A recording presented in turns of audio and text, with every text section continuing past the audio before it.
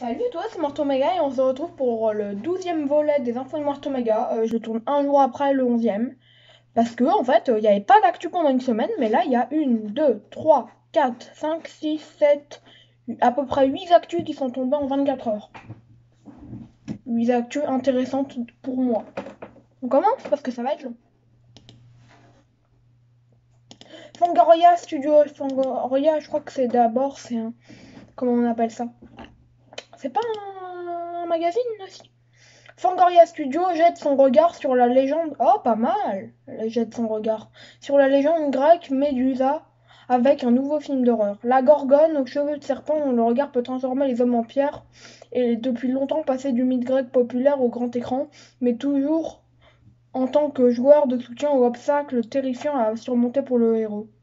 Fangoria Studio développe actuellement Médusa, un film d'horreur qui va enfin regarder de plus près la figure légendaire. Deadline rapporte qu'Anna Chazelle a été définie pour écrire, diriger et produire le projet. Anna Chazelle, je connais. Hop. Il est facile de diaboliser Méduse, mais son histoire est remplie de rage féminine justifiable, à la fois contre les dieux qui l'ont créée et les mortels qui cherchent à la détruire, a déclaré Chazelle à Deadline. Je suis ravie de plonger dans l'histoire de sa naissance dans le panthéon grec et espérons-le de remettre en question la définition largement acceptée de Méduse comme un simple monstre. Médusa est une icône mondiale, mais son histoire a été négligée pendant trop longtemps, a déclaré Hagahihan, vice-président directeur de Fangoria Studio. L'interprétation d'Anna de Méduse dans le contexte de la Grèce antique fera un voyage cinématographique inoubliable. Voilà. Moi je me dis que ça peut être bien. J'aimais beaucoup Méduse quand j'étais petit, c'était ma figure grecque préférée. Ma figure d'histoire préférée, après ça fut Jeanne d'Arc et Marie Curie. Voilà. Petit truc. Ah, et aussi on va vite fait passer à une autre actu parce que je vais oublier. Dans les actus sorties de films. Alors moi je note que les films d'horreur qui m'intéressent. Mais le 29 décembre 2021, il y a A Perfect Enemy qui sort. Après, en janvier, je crois qu'il y a Nightmare Alley et Scream 5. Moi, il m'intéresse pas parce que j'ai pas vu les autres Scream, mais je préfère voir les autres avant de. Donc, c'est pas forcément qu'il m'intéresse pas, mais c'est qu'il j'aimerais être dans la continuité, quoi. Ensuite, Nightmare Alley, si je peux le voir, j'irai le voir après, mais voilà, m'intéresse pas. Après, le 2 février 2022, il y a Black Phone, Ego, Pan, Hotoja, on attend toujours la sortie française.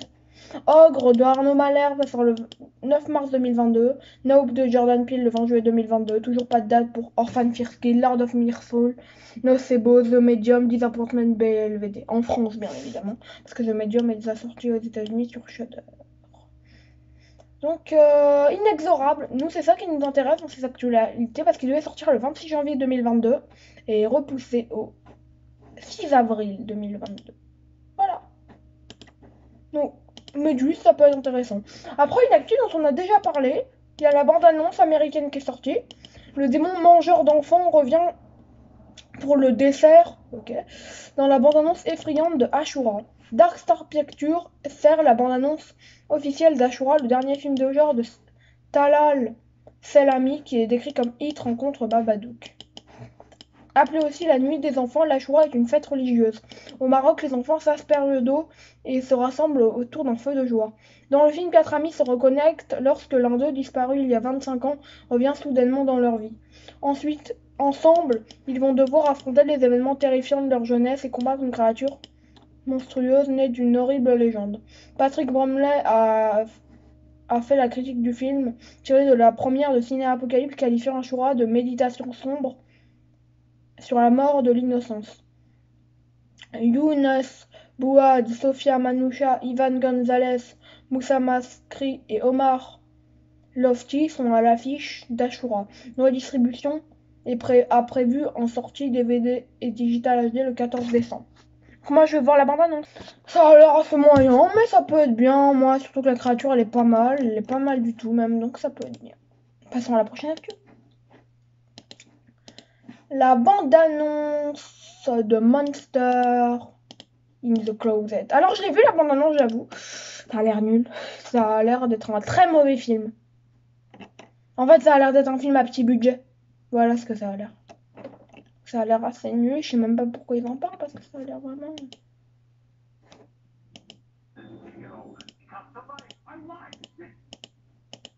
Ouais, je me revisionne des images. Ouais, je l'ai bien vu la bande-annonce, je m'en rappelle. La boîte de Pandore ne peut pas être fermée. De The Sneak Mother, Bloody Disgusting à la bande-annonce du groupe rouge, hein, pour Monster in the Closet. Arrivé en numérique et à l'annonce le 4 janvier 2022 de Gravita Aventuras. Dans le film, lorsque le célèbre auteur d'horreur Raymond Grant meurt dans des circonstances mystérieuses, sa fille rentre chez elle pour enquêter sur sa mort. Jasmine, le nom de la fille j'imagine, découvre que son père utilisait la magie noire maléfique pour écrire son nouveau chef-d'œuvre d'horreur. Lorsque le livre audio de l'auteur est joué à haute voix, des monstres, des zombies et êtres terrifiants jaillissent des pages de morts vivants pour hanter les vivants. Il n'ouvra jamais une boîte de Pandore qui ne peut pas être fermée. Avec Jasmine Flores, Shanna Bess, Valérie Bittner, Tom Sicosi et Camilla Cofford. Ah, déjà rien que quand tu vois l'affiche, c'est pas extra. Hein. Ça peut être bien. Mais moi j'y crois pas. J'y crois même pas du tout. Ne vous attendez à rien. Moi je connais pas très bien les comics Marvel. Je connais pas très bien les films Marvel non plus. Je regarde que les derniers. Et j'ai tout suivi depuis Infinity War en tout cas. Mais après j'ai que niveau film parce que les séries, bah, j'ai pas Disney+. Le côté le plus sombre, alors. Les histoires d'horreur de Stan Lee se dirigent vers le grand écran, y compris Carnival of Killers et Sawbones. Le côté le plus sombre de Stan Lee obtient son propre univers cinématographique, rapporte Deadline avec Timur Bekmambetov à la tête du navire. Le nouvel univers cinématographique de élèves de Bekmambetov et de Zike Entertainment, notre Deadline est basé sur les œuvres inexploitées de Stan Lee. Les deux premiers films faisant partie de l'accord seront Carnival of Killers et Sawbones. Certains fans ne le savent peut-être pas, mais Stan Lee a écrit plusieurs séries de bandes dessinées d'horreur dans les années 1940 et 1950, avant que les bandes dessinées de super-héros ne deviennent importantes dans les années 60. Gilles Champion, le président d'Entertainment, a expliqué dans un communiqué. Stan a adoré revisiter le genre il y a quelques années lorsqu'il a écrit ses histoires, et nous sommes ravis de leur donner vie avec un réalisateur aussi visionnaire que Timur Bekmambetov. Nous pensons que les fans seront surpris. Espérons que les fans seront surpris. Attendez, je ne sais plus où j'en suis. De découvrir un côté plus sombre de Stan Lee qu'ils n'ont jamais vu auparavant. Je regardais, c'est qui ce Timur? C'est un réalisateur kazakh. Enfin, il est russe, mais il est né au Kazakhstan. Mais il est russe. C'est un réalisateur russe. Regarde ce qu'il a réalisé. Récemment, il a réalisé V2 Escape from Hell. Connais pas. Aucun film qu'il a fait, je connais. Donc voilà. Tout simplement. Voilà, Carnival of Killers, qui se déroule au milieu des tempêtes de Dust Bowl qui ont ravagé les grandes plaines américaines dans les années 1930, est centré sur une jeune fille dotée de capacités psychiques qui sent que le carnaval itinérant dans lequel elle et sa mère ont cherché refuge est le point zéro d'une invasion extraterrestre imminente. Ok, c'est pas ouf, mais bon. Sawbones suit un jeune de 12 ans, Alex Covin, qui lit une bande dessinée mystérieuse et est transporté dans le monde terrifiant de sa bande dessinée. Un centre de détention pour mineurs hanté et envahi par des forces démoniaques dirigées par Sawbones, une entité meurtrière qui s'attaque aux détenus en difficulté. Alex est-il devenu fou ou ce monde cauchemardesque est-il sa nouvelle réalité? S'il veut s'échapper, Alex doit trouver un moyen de vaincre Sawbones. Il se rend vite compte que Sawbones est le gardien des ténèbres et la personnification de toutes ses peurs. Kevin Kolsch, qui, si je ne me trompe pas, avait déjà travaillé sur Pet Sematary, et Dennis Weed Meyer sont à bord pour écrire Carnival of Killers, tandis que Matt Greenberg, ils mettent que c'est aussi Pet Sematary, je sais pas, écrira Sawbones. Le prisonnier de guerre de Stan Lee et Entertainment produira les films.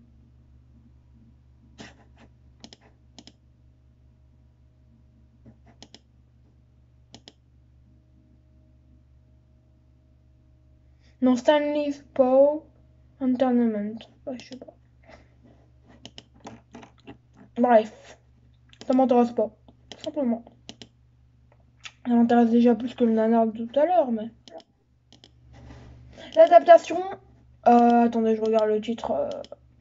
At the Mountains of Madness de Guillermo del Toro peut encore se produire sous une forme plus étrange et plus petite.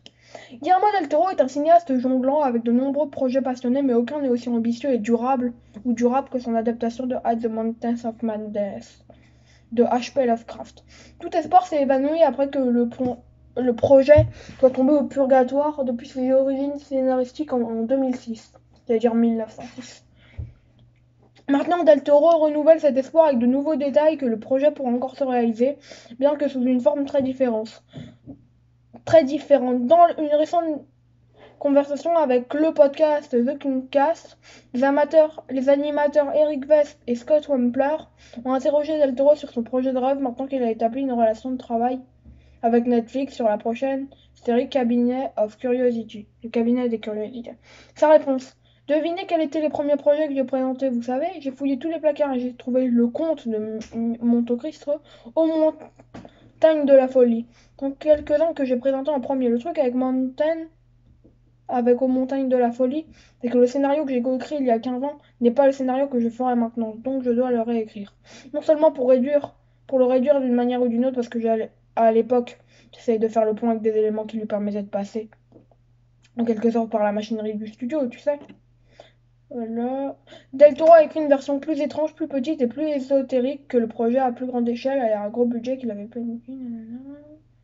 En ce moment, je développe 2 scénarios dont l'un, je pense, sera le prochain. Je suis occupé à terminer Pinocchio, à produire Cabinet of Curiosity, et je m'éloigne de la soupe domino effet post-pandémique. Avant la sortie de Nightmare Alley, voilà. Le réalisateur oscarisé a sûrement assez de distinction et d'influence pour voir son projet se concrétiser, n'est-ce pas? N'est-ce pas? On va se dépêcher. Là, on va parler de 2 castings. La star de The Suicide Squad, David Malchian, rejoint le film L'étrangleur de Boston, produit par Ridley Scott. Boston Strangler. Vous savez, c'est celui avec les boules de couleur, là, mais il meurt. Voilà, tout simplement. Et j'ai pleuré. Voilà. L'histoire vraie de l'étrangleur de Boston sera présentée à l'écran dans un prochain long métrage produit par Ridley Scott pour 20th Century Studios, avec Keira Knightley en vedette. Je crois qu'on en a déjà parlé de l'étrangleur de Boston. Matt Ruskin écrira et réalisera le film. Et THR, The Hollywood Reporter, rapporte aujourd'hui que David Malchian est le dernier acteur à avoir rejoint le groupe. THR, le The Hollywood Reporter note: Malchian rejoint le casting de ce qui est décrit comme dans un rôle pivot et non divulgué. Carrie Coon, Chris Cooper et Alessandro Nivola seront également à l'affiche. Détails sur... attendez, je vérifie. Deadline détails. Basé sur les tristement célèbres de l'étrangleur de Boston. Le tournage de... Ouais, ça on en a déjà parlé. En gros, c'est l'histoire de l'étrangleur de Boston. Le tournage devra débuter à Boston dans les semaines à venir. Ça m'intéresse. Ouais, après, si je joue dedans ou pas, vous savez, ça m'aurait fait ni chaud ni froid. Mais je suis content s'il se trouve un rôle. Espérons qu'il joue bien, quoi, dedans. Là, on va parler de la star, d'une des stars de Jumanji Next Level. Mais surtout l'une des stars de Marvel Studios, de Shang-Chi plus précisément.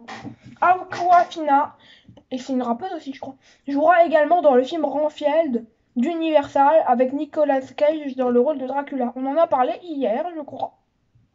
Nicolas Cage venait d'être casté, et là on a appris qu'elle était dedans. Annoncé à l'origine il y a quelques années, Universal Pictures a développé un film solo pour l'homme de main de Dracula Renfield. Ouais, ça on l'a déjà dit, basé sur un pitch original du créateur de The Walking Dead. Voilà. Chris McKay devra réaliser le film. Nicolas Hoult pour jouer le rôle de Renfield. Hier, nous avons appris une nouvelle très excitante que Nicolas Cage jouera Dracula dans le film, qui sera une histoire d'aventure moderne au ton très comique. Et Deadline fournit une autre mise à jour sur le projet aujourd'hui. Awkwafina sera également la vedette. Note sur Deadline: aucun mot sur le rôle d'Awkwafina pour le moment. Ryan Ridley a écrit le scénario, voilà. On va s'arrêter là parce que ça dure en longueur, sinon ça va. Bah ouais, on en a déjà parlé hier. Vous voyez les infos de Morton Méga d'hier si vous voulez en apprendre plus sur le film. Bah ça peut être bien. je le dis, j'y crois. Aquafina, Nicolas Cage, Raphaël, ça peut être que bien. Et l'info la plus importante, j'ai même pas fait exprès de la garder pour la fin. Le nouveau film d'horreur mystérieux de Jordan Peele, Nope, a terminé le tournage. Moi, à savoir que je l'ai même pas vu sur Bloody Disgusting en premier. Je l'ai vu sur Twitter. C'est un compte que je suis. Attendez, voilà, je vais le trouver. Je vais vous le trouver. Un tout nouveau compte, je crois qu'il date d'il y a un mois ou deux. Je le cherche.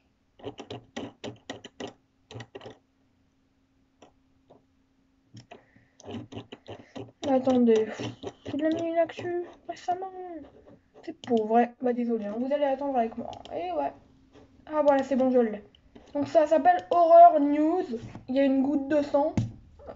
FR. Horror, horror news _fr. Je vais voir si ça marche. Horror news fr. Vous le trouverez. Vous trouverez son truc sur Nope. Donc, une nouvelle terreur dans l'esprit du lauréat des Oscars. Dans le siège de Get Out et Us vient Nope, le troisième film d'horreur du scénariste-réalisateur Jordan Peele.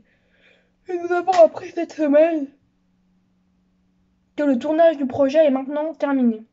Variety note cette semaine. Le film, qui a récemment terminé la photographie principale, a été tourné sur film Kodak, y compris sur un film 65 mm au format IMAX. Oh, Van Houtena a été directeur de la photographie. Il a aussi fait Dunkirk et Tenet. Les détails de l'intrigue sont secrets pour le moment. Restez à l'écoute. Daniel Kaluuya, Get Out, qui avait déjà travaillé avec Peele pour Get Out, fera équipe avec Peele sur le film mystérieux, avec le casting comprenant également Steven Yeun et Keke Palmer. Michelle Wincott, Barbie Ferreira et Brandon Pereira sont également en affiche. Alors aux États-Unis, il sortira le 22 juillet 2022 et nous on a déjà une date. En France, ce sera le 20 juillet 2022. Peele a écrit et réalisera. Il produit également pour Monkey Paw Productions. Moi j'attends des nouvelles sur le film d'Ari Aster, hein. On n'a rien, toujours. Chiant.